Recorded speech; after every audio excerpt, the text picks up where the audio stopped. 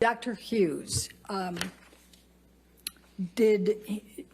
what, if anything, did Dr. Cowan say to you about any type of diagnoses of personality disorders? Dr. Cohen did not diagnose Ms. Heard with any personality disorder. And what, if anything, did Dr. Bonnie Jacobs say about diagnosing Amber Heard with any personality disorders? And Dr. Jacobs similarly did not diagnose Ms. Heard with any personality disorder. Thank you. Now, let's turn back to intimate partner violence. What types of physical violence were reported to you? So there were a number of physically violent behaviors that were reported, that Ms. Heard reported that Mr. Depp perpetrated. He pushed her, he shoved her, he slapped her with the front of his hand and the back of his hand. He choked her, he slammed her into the wall, he pushed her and she fell down. He kicked her in the back. Again, without looking at my notes, that's what I can recall. Okay. And what type of injuries did Amber Heard report to you? She reported mostly bruising, pain, some cuts. She reported vaginal pain from some of the sexual assaults. She reported that she did have some scratches and cuts on her from broken glass. She reported that she believed she may have lost consciousness 2 times, once in the Australia incident and once in the December 15th, 2015 incident. What type of coercive control was reported or did you find? Leading. Sustained. What, if any, coercive control was reported to you? So the coercive control that was determined in this relationship I found to be quite significant. There were many, many instances where Mr. Depp tried to control how Ms. Heard went about her career. He didn't want her to show nudity. He didn't want her to show boob. He didn't want her to act with certain actors because of this obsessive jealousy. He criticized her ambition. He'd rather she not work. He called, the ambition as something as a negative thing.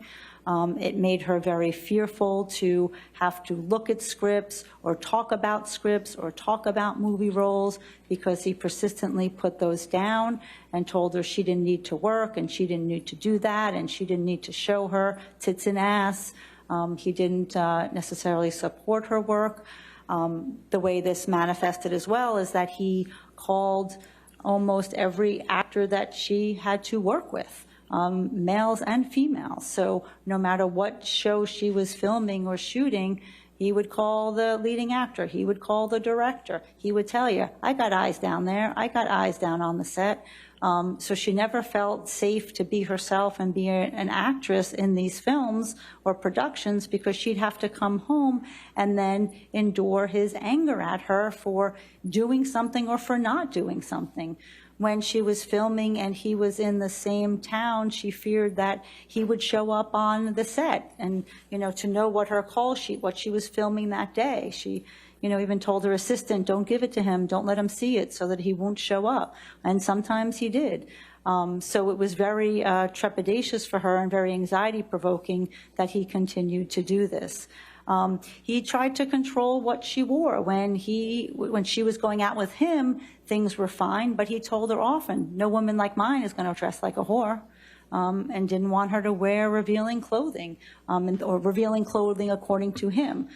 She recalled an incident when she was going on a job audition, and he said, you're going to go out with those tits and ass? And she had to sort of go in and put on what she said, mom jeans, so that she didn't look sexy, so she didn't look revealing, and continue to try to plead with him about what jobs she could take and she could not take. This made her be very sort of restrictive and try to conceal things. She would hide her scripts because she couldn't read them in front of him because he would put them down or want to see where there might be nudity, where there might be something where she's doing a love scene. And then almost every person that she was in a film with, there would be those barrages of the consistent accusations of infidelity. And we saw that on the Australia pictures, the Billy Bob. He was one person that he continued, to berate her about having an affair with. That's what obsessive control looks like, those messages on the mirror. When you look at how he wanted her to there was some interference with the family, with her sister, when some things were leaked, he was obsessed, believing that it was Whitney who did it, and eventually Miss Heard had to succumb and say, okay, yes, it was, and then alienate herself from her sister because she just couldn't take the fights anymore. She just couldn't take the constant barrage of criticism. So there were many instances when, in terms of their interactions, she would have to text him right back, but when she would text him, he could not answer for days. And it's this sort of, when we talk about, the ghosting, but your husband doesn't ghost you, your partner doesn't ghost you. And there were so many times of this sort of withdrawal of affection, which was on his terms and when he wanted to do it.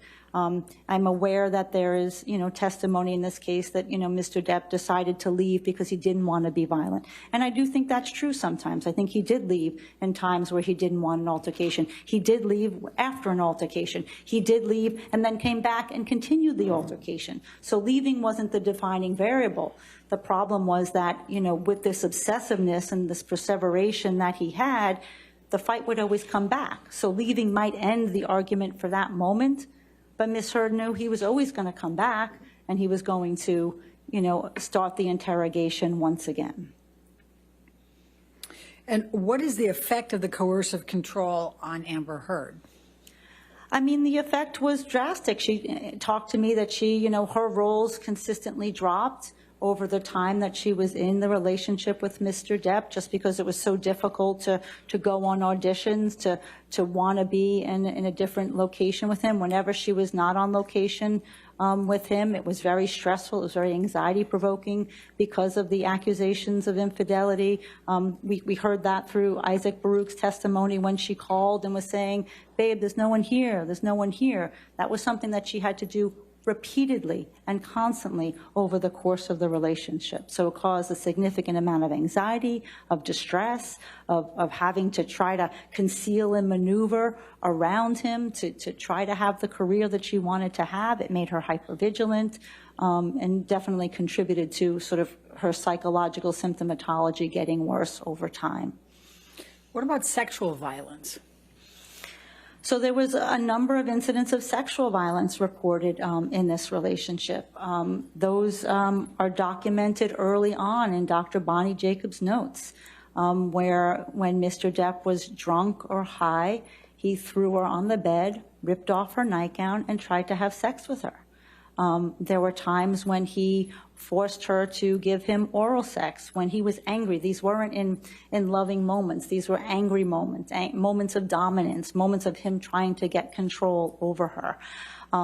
There was a time when they were in Hicksville in the trailer, I don't want to say trailer park, but I guess there's trailer park. It is a trailer park, where he was accusing her of a woman hitting on Amber, and that was the problem. Amber got accused of women hitting on her, and it got accused of men hitting on her. So there were so many targets that came through in his obsessive jealousy. But when he, on that incident when Kelly Sue was accused of hitting on Miss Heard, and they went back into the trailer, Mr. Depp performed a cavity search and ostensibly was looking for drugs and felt it acceptable to rip off her nightgown and stick his fingers up her vagina to look for cocaine, thought that maybe she was hiding them there. And again, these incidents often happened in a drug-fueled rage. There was another incident in the Bahamas where when he got angry, he took his fingers and he put them in her vagina and moved her around violently in the closet. Again, an act of sexual violence.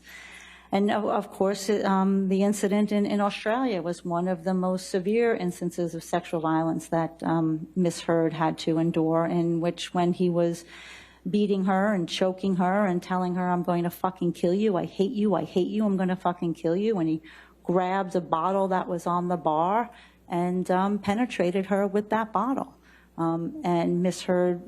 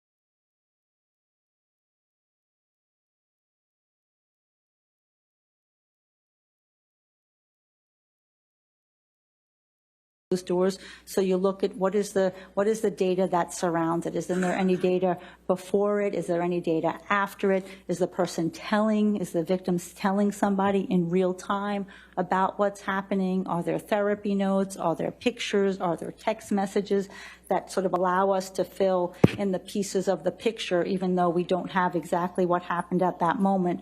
The more collateral that we have and the consistency across those data points, it gives us greater confidence in our results. Can you give us some examples? Sure. So, Vague. Overruled, I'll allow. So, for example, the Boston plane incident, I believe, without looking, I know May 24th, 2014. This is the incident where Ms. Heard and Mr. Depp were going to fly back to LA and spend the weekend together. They were shooting at different sites. Ms. Heard is on the plane waiting for Mr. Depp to come on in the tarmac. He's reportedly sitting in the SUV, smoking and drinking, smoking weed and drinking. She is filming with James Franco at this point, and she gets on the plane and he starts talking about James Franco, making a lot of derogatory comments about her, and I hope you had fun with your escapades, and some more inflammatory language. And then in an argument, when she got up to leave, he kicked her in the back, and she went forward on the plane to the front of the plane because he sat in the back of the plane. So if I look at what is the corresponding data to this, there's a therapy note, several notes in Bonnie Jacobs' records that talk about Mr. Depp's increasing use of alcohol and his obsessive jealousy around James Franco before this Boston plane incident. After the incident, Ms. Heard told her friend Io, she told her friend Savannah, she told her friend Rocky. Ms. Heard did not go home. She was afraid to go home. So she went to a hotel because when Johnny was in these states, he would often show up because he's still in that drinking and drugging phase.